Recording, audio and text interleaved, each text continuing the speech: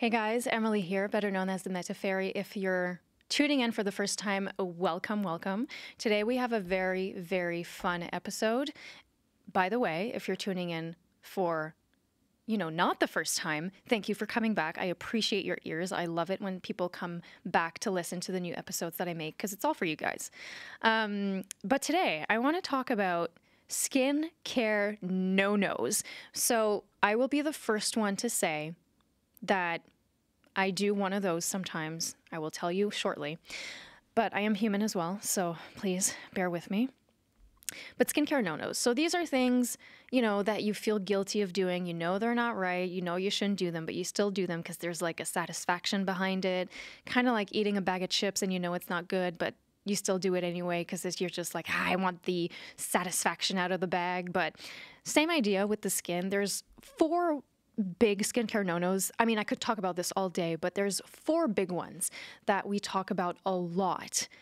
I would say probably weekly, if not daily, with a client. So the first one is going to be the most obvious one, but picking your skin. So I will be the first one to say, I am an esthetician. I know skin. I've got all the tools, but I am going to say when I have a little pimple there, sometimes I just take it off, I will admit it and I will assume the consequences.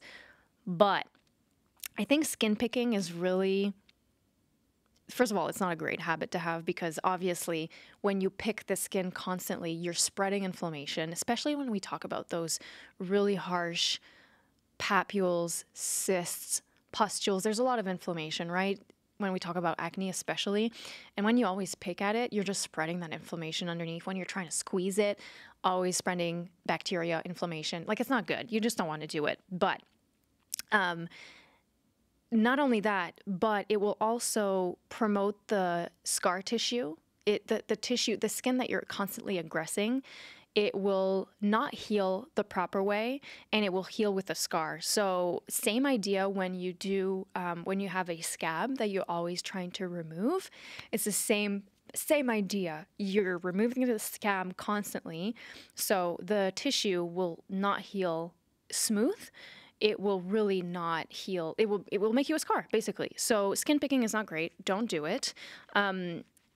I can give you a tip on that though, because I would say 80% of the people that I talk to for the first time when they come in for a dermal imaging session, especially when it comes to like acne, they all skin pick because it's like, it's there, it's in your face. You just want to pop it. You just want to scab it. So I'm going to give you a really cool analogy that will help you out. So for me, skin picking, not so much from time to time, but I had a really weird habit of clicking my nails. Like, if you can hear that in the microphone, clicking my nails, but with my teeth. I don't know why. It was just like a nervous, not a tick, but when I was like bored or in the mood or watching TV, I would just do it without really thinking about it. And my husband at one point was like, can you stop? I was like, oh my God, I need a solution. So I started getting dip nails. With dip nails, you cannot clack your fingers. I'm going to break my teeth. So that was my solution. And now I don't even touch my nails. It's amazing. But when it comes to skin picking, I think it can be like a nervous tick. So try to find a way to get your hands busy with something. So some people use stress balls. I think you can also find today those little, I think they're actually called skin picking distractor tools. But yeah, it's like a little twisty thing that you can play and you can have in your hands all the time. That way you don't really think about picking your skin. So try to find solutions like that to get your hands busy so that you don't pick your skin because it's not ideal. It's just little things, but if you accumulate the damage that it does every time, you can really screw up your skin. So let's try to put skin picking away. Another one, the second big skincare no-no is going to be assuming that all skincare is equal. So I'm going to make this really brief because I talk about this all the time, but there's a huge difference between drugstore and medical grade professional products, especially when it comes to quality of ingredient, but also drugstore products have a lot of filler ingredients. So those are just like useless cheap and harmful ingredients to fill up the product itself. There's very little active in them, and they're like massively produced. So you can imagine the quality of ingredient is not really that present. And it's oftentimes I feel that people that, go with a drugstore, and honestly, it's not a bad thing. Like some people, that's just how it is and that's what they choose and that's fine. But when someone comes to me and they tell me what they use and they use drugstore brand, I kind of explain to them that, first of all, you will plateau so quick with the results that you're going to get with a drugstore brand versus a medical grade professional product. You're going to plateau super quick. And a lot of the times the product just sits on the top of the skin. It doesn't really penetrate. It doesn't really do much. And in some other cases, it creates issues. It creates inflammation because the preservatives, the products in the products are not great, and the actives are just unbalanced, and it creates a whole inflammation cycle. So medical grade is done in a much smaller batch. The actives are actually much more pure, so the quality of ingredient is very, very important. So in my head, if you pay $5 for a moisturizer, I would question myself on the quality and is that product actually safe and ethical? For me, that's a big question that I bring up when I compare the two. But they are absolutely not the same. But again, like keep in mind, if that's what you can afford and that's where you're at, that's totally fine. But if you're ready to transform your skin, it's going to be a different route for sure.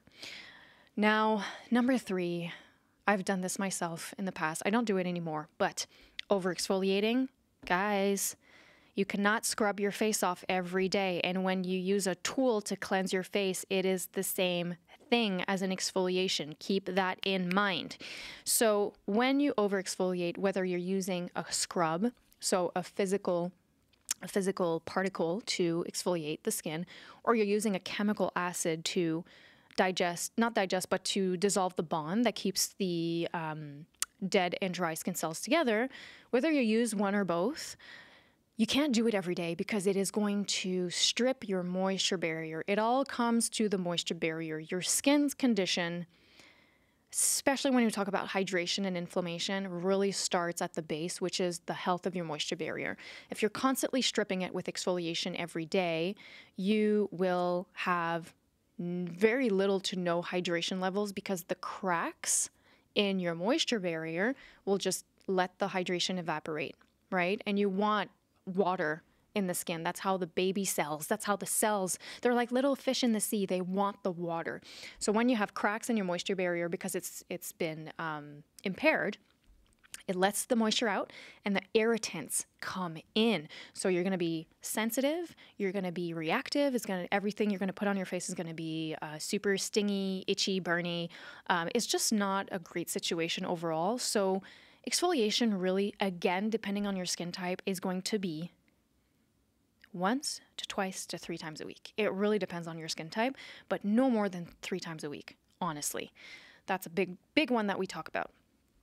Number 4, the last one that we do discuss on a daily basis, is relying on Google and your friends to diagnose your skin.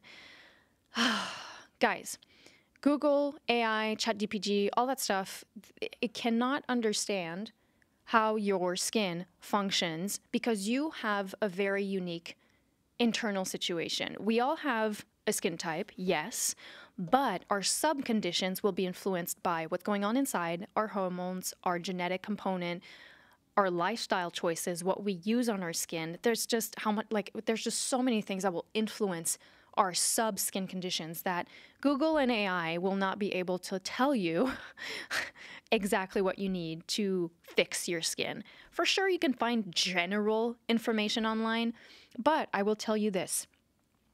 Whenever you rely on Google or whatever AI to, figure out what's going on your skin, cancer. That's the only thing that's going to pop up. I have a pigment that is just lingering for so long. Cancer. That's it. I have a cyst that won't disappear because, I'm not sure what to do. Cancer. Like Google and AI will just give you cancer. That's just how it goes. So relying on those things to diagnose your skin is just no. Just please don't. Send us a message, okay? Right now. Send me a message. If you have issues, call. Send a message. I will help you out. Your friends is another situation. What your friend is using may not be optimal for your skin type because, again, different lifestyle, different habits, different allergies, different skin conditions, different intolerances, like the list goes on. So whatever your friend is using, you may be able to use the same thing, but there's going to be little tweaks here and there that we'll have to do in order to give you really what your skin needs. So it's just to show you that when it comes to diagnosing your skin condition or skin issue that you have, just go to the professional right off the bat. You're going to save so much time and money. It's insane. I had a member once when she started, she told me, I don't know why I knew you were there, but I had to go all the way around everywhere before actually going to you. And I spent so much time and money on crap, and it's just so frustrating. So she was like, God bless her. She was hilarious. She's just like, now I know I always have to go to the source. And we are the source when it comes to skin. That's what we study all day long, all the time. We've treated so many skins in our lives that we have the experience to back up what we're trying to educate you on. So go to the source. Don't try to, go around it. Go directly to the source and just ask your question to a real professional. So those are the 4 main skincare no-nos that I talk about on a weekly basis, I would say. So if you have any questions or if you think you're doing something that you're like, should I be doing this? Am I guilty of doing this? I don't know if it's right.